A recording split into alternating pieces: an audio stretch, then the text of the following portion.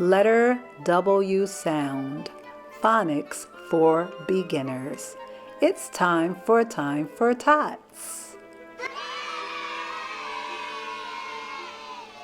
Today, we will talk about the letter W. Hi friends, today we're learning the letter W.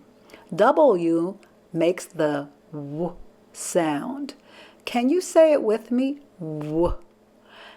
W is for a whale swimming in the water. Which of these have names beginning with the letter and sound of W?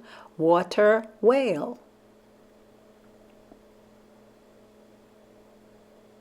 Water and whale start with W. Which letter comes after W? If you guessed X, you're right. A, B, C, D, E, F, G, H, I, J, K, L, M, N, O, P, Q, R, S, T, U, V, W, X, Y, Z. This has been Time for Tots with Teresa Smith. Don't forget to like and subscribe. See you later.